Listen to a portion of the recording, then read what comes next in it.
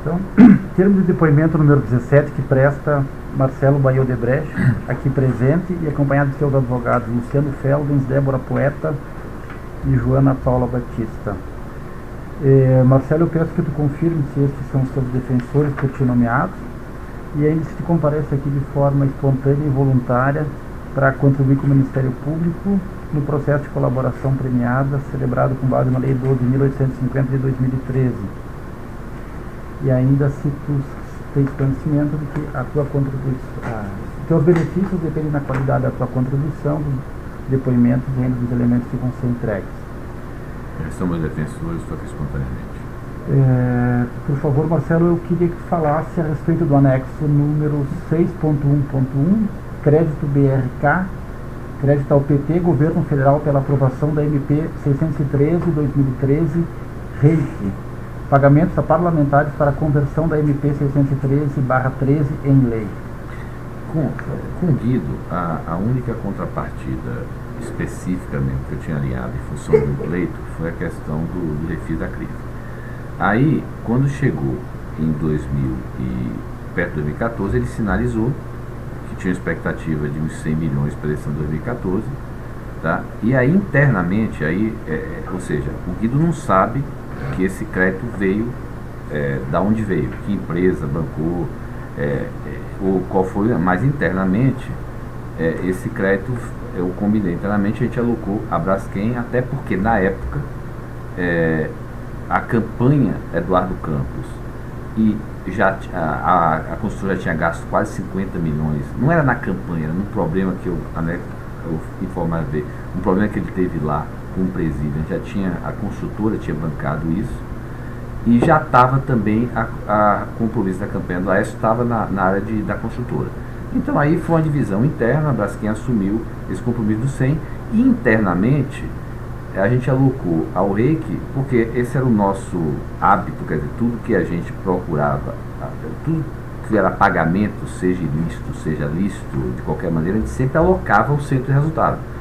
E no caso era o REIC, por quê? Porque o REIC foi, de fato, algo importante para a sobrevivência da Braskem na época, foi um valor significativo e foi uma interface muito grande com o governo, quer dizer, tanto do ponto de vista de ministro, foi um envolvimento, o REIC foi o último daqueles pacotes de desoneração que houve, quer dizer, começou a ter os pacotes de desoneração para vários setores, a Braskem já estava negociando com a equipe técnica da Fazenda, a equipe técnica do Medic, mas começou a haver uma pressão na mídia para acabar com essas questões do pacote de desoneração. Então, quer dizer, no fundo, tinha embasamento técnico? Tinha. Tinha justificativa e necessidade de ter o EIC? Tinha.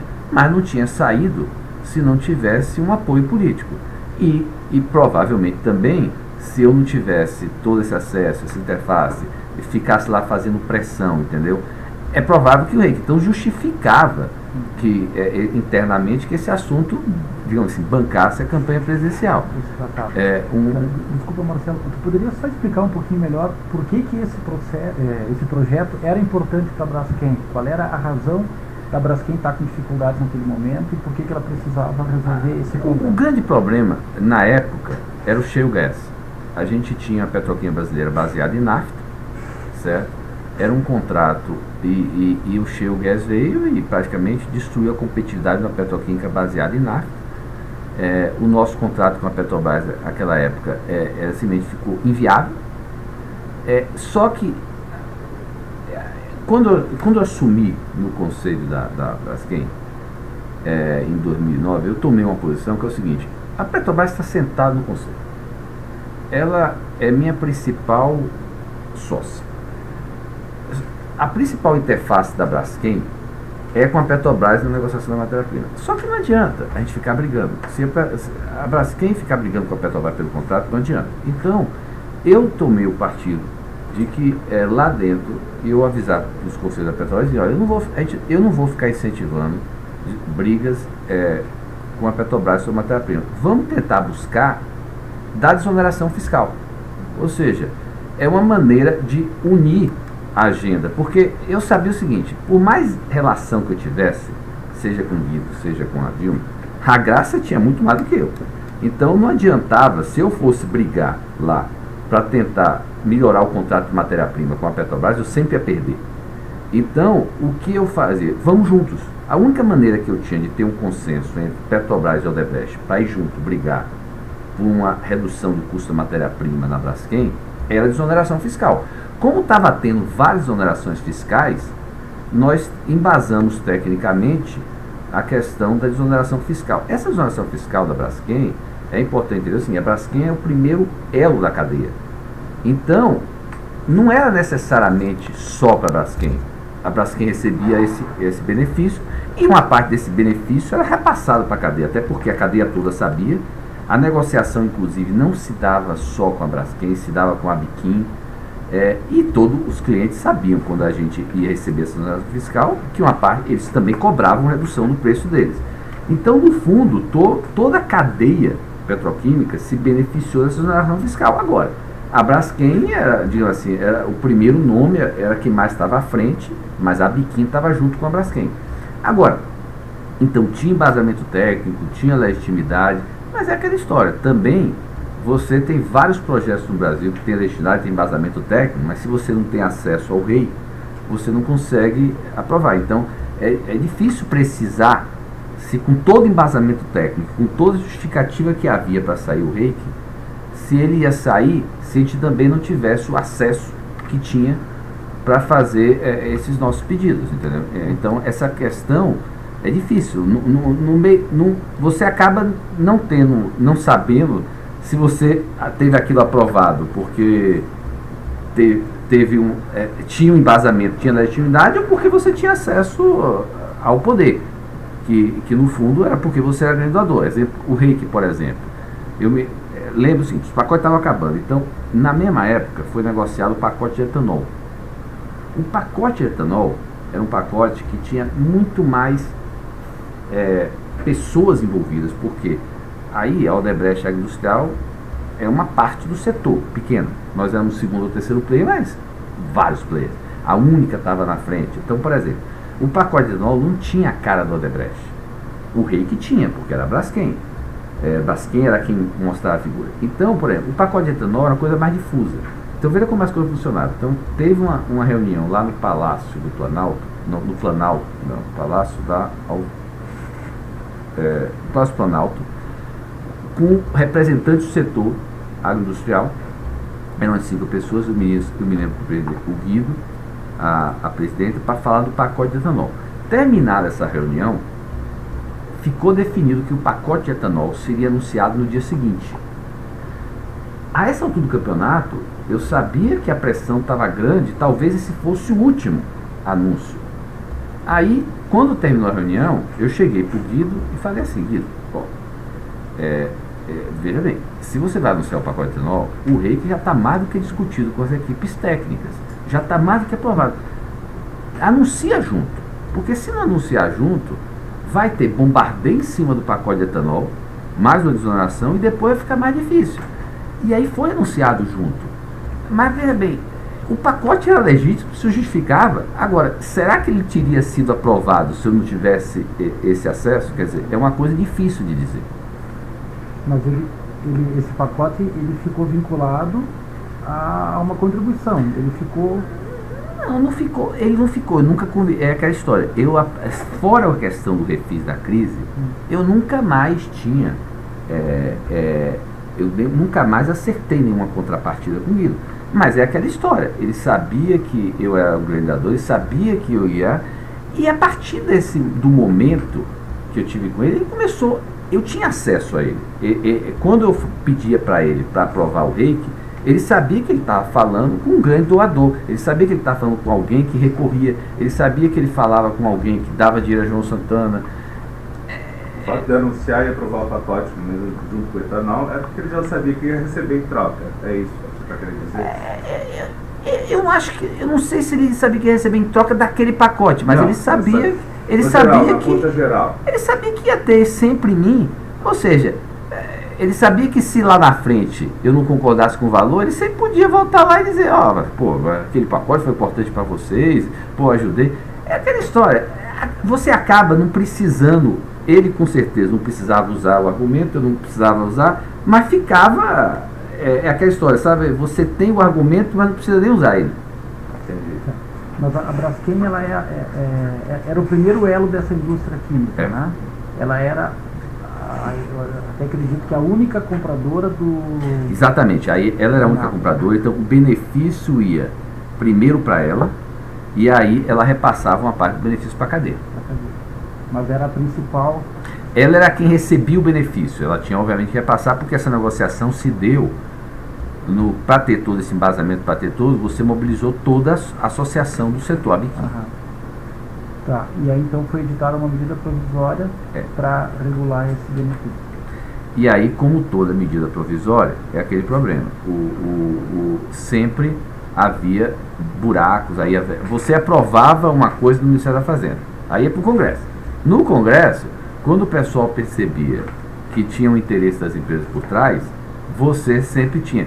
Eu me lembro o seguinte, Cláudio sempre usava esse termo, que era, tinha que assumir compromisso. Ele nunca me detalhou que tipo de compromisso, mas ficava claro que quanto mais você pedia a determinados congressistas, e no caso, como o Cláudio sempre dizia, no Senado, em geral, quem coordenava era o Jucá, e eu menciono lá na frente como era que funcionava isso, mas era claro que ele dizia, tinha que assumir compromisso.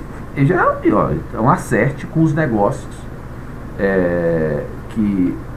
os negócios que são beneficiados de determinadas medidas, porque mesmo que o compromisso que Cláudio mencionava não tivesse sido acertado explicitamente ou na hora, é óbvio que se um deputado ou senador atuou em favor de determinada medida provisória, mesmo que ele não tenha dito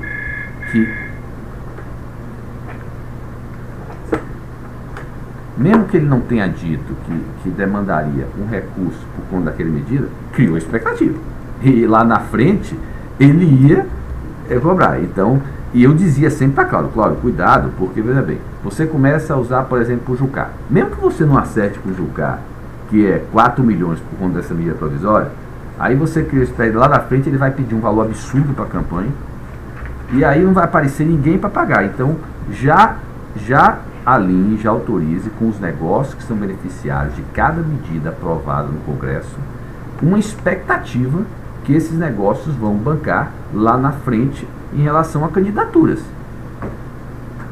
São esses 100 milhões que, em razão do tempo e do esforço que o colaborador teve nessa interrupção e do período de interesse da Braskem de se regir, conforme garantiu a competitividade do setor da Braskem, até pela magnitude do tema, do peso do estrangeiro colaborador, ficou responsável pelo pagamento de 100 milhões a PT, governo federal do valor global acordado pelo Guido Mantega, que foi da Brasil e pós Itália. Isso foi na minha conversa com a Braskem. Quer dizer, com a Braskem a gente combinou que eles assumiriam isso por conta também daquela questão que a construtora já estava bancando a campanha. Mas eu nunca explicitei isso ao Guido, nem precisou, entendeu? Aí também tem que o colaborador reconhece, porém, que a negociação desse incremento pode ocorrer com o Guido Mantega, que fizeram a campanha presidencial de 2014, e deu no período em que o colaborador mantinha com eles tratativos. Queria que desse uma explicada nisso. É o que eu digo, a história, eu não precisava explicitar, mas nesse momento da negociação do Reiki, coincidiu também com o momento em que o Guido estava dizendo, Marcelo, eu tenho expectativa de tal valor. Por isso que o valor, esses 100 milhões eu aloquei, porque a essa altura do campeonato já tinha acabado os 50 milhões. E ele já estava me dizendo, Marcelo, eu tenho expectativa para a campanha. Mas ele não deu números. Não, ele me disse, eu tinha expectativa de 100 milhões. Por isso que eu aloquei 100 milhões aqui. Ele disse então, tinha. O Mantega disse que tinha expectativa de 100 milhões. Porque, veja bem, o que aconteceu? Quando foi do refis da crise, ele me disse que tinha, ele pediu a contrapartida de 50 milhões. Que ele só, para a campanha 2010, mas que ele acabou não usando, e só começou a usar a partir de 2011. Então, quando ele começou a usar, quando o Palocci saiu, ele começou a usar por conta dos 50 milhões. Quando chegou perto da campanha 2014, eu não sei precisar quanto, os 50 milhões já tinham ido embora. Sim. Aí ele me disse, Marcelo, você sabe o seguinte, a campanha está se aproximando, eu tenho uma expectativa de uns 100 milhões aí para vocês. Mas em que momento ele falou dessa expectativa? Lá no momento que vocês estavam negociando? Não, em algum momento, não sabe. Se olhar a minha agenda com ele, a minha agenda com o Guido nunca foi assim Isso em troca disso, Tá, fora tá, a questão do refis da CRIV. tá. Você olha assim, eu tinha uma agenda com ele que eu levava minhas demandas, ou as necessidades que tinha, os pleitos dos meus negócios. Aí, na mesma agenda, ele pedia assim, ó Marcelo, resolva esse assunto aí para João Santana, resolva para Vacari. Ou podia ser o contrário. Eu recebi uma ligação para estar com ele na segunda-feira ou na sexta, para ele me pedir uma coisa. Aí ele me pedia isso e eu emendava meus pleitos. Tá. Se o rei não tivesse saído, os 100 milhões teriam saído igual? É provável que eu tivesse chiado mais. Quer dizer, é provável que se eu não tiver, naquela época a gente tinha tantos outros problemas que ele não estava resolvendo, que se o rei que não tivesse saído, é provável que eu tivesse criado dificuldade, não tivesse dado esse valor de 100 milhões. Tá. É provável. É difícil. Eu acho que com o tamanho dos problemas que a gente tinha na época com o governo e eles não estavam resolvendo, eu acho que provavelmente sem o rei que eu não teria aceitado os 100 milhões não. Tá vendo? Tá. Marcelo, Até por isso a justificativa nossa de alocar esse assunto à Braskem. Ok. É difícil, eu acho que eu não teria aceitado os 100 milhões. Tá. Marcelo, eu queria que tu explicasse quem na Braskem era o responsável por essa negociação. Foi o responsável. Falasse do Cláudio Melo Filho. Olha, Mas as na intervenções no Congresso, todas as negociações no Congresso eram conduzidas por Cláudio, que ele buscava a autorização dos negócios do respectivo executivo Aham. que na empresa tivesse encarregado dessa negociação. Podia ser ou ele ou um diretor específico da área, eu não sei precisar, o Cláudio com certeza sabe quem autorizou ele. Isso é fácil perceber, porque é o seguinte, quem pagou, na nossa cultura, quem paga autoriza. Então, provavelmente lá no sistema lá hoje deve ter da onde saiu o dinheiro para pagar tal deputado, tal senador. Quem pagou foi quem autorizou. Tá. Falasse aqui deputado e senador. No processamento dessa medida provisória no Congresso, teve alguma dificuldade, algum problema, alguém criou alguma situação? Eu não sei precisar se há problema, algumas vezes. Tá, porque se tu referes no anexo, desculpa te interromper, que tu avisasse a Guido Mantega que ele deixou muita coisa para ser resolvida no Congresso. Pronto, Isso então, gerou perfeito. uma série de demandas. Então, o que acontece, eu não sei precisar cada medida específica. Aham. O que acontece é o seguinte, em algumas medidas, as coisas saíam uma explicitação ou outra, saía da fazenda meio desarrumada, meio dúbia, que podia gerar questão. Então no Congresso você ia e ajustava algumas coisas, entendeu? Alinhava com a fazenda, mas na hora que você pedia isso aí, o deputado, o senador, sempre criava expectativa. Então, no fundo, teve, e tinha casos também que eu me lembro, assim, de a fazenda não se desgastar, ela deixava que as coisas fossem ajustadas no Congresso. No caso específico, então, teve muita coisa que foi. E eu me lembro disso aí, porque, inclusive, eu tenho um e-mail que eu estava indo para a reunião com o Guido, por isso que essa nota, depois eu recuperei, essa nota foi decorrente de um e-mail que eu mandei para Cláudio, antes de ir para um encontro com o Guido, onde ele dizia assim, Cláudio, a festa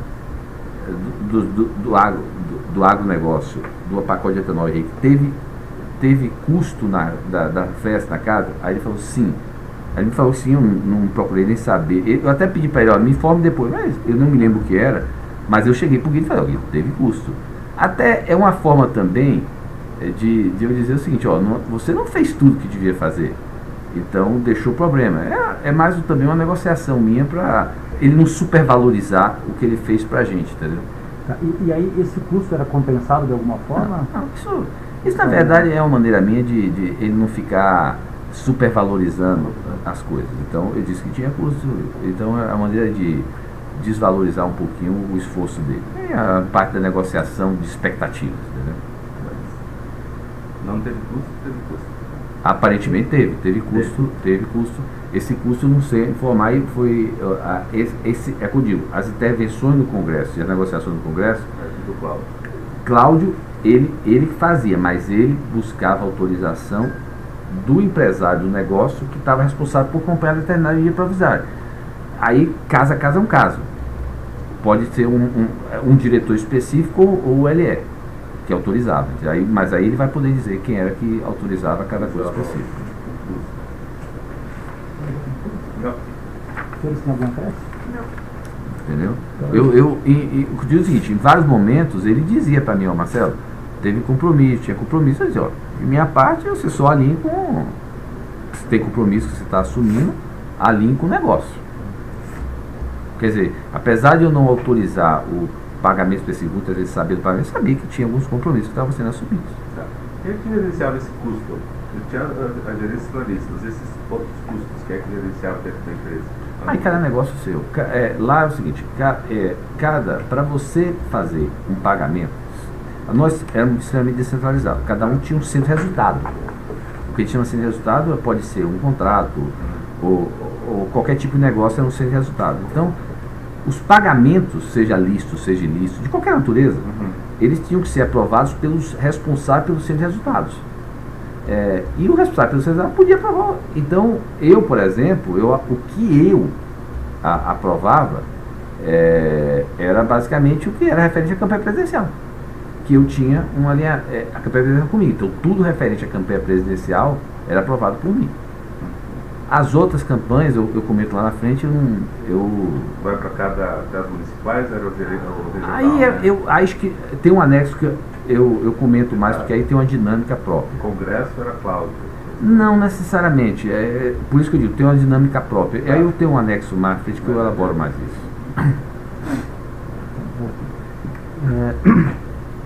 Dou por encerrado o depoimento número 17 do Marcelo Odebrecht.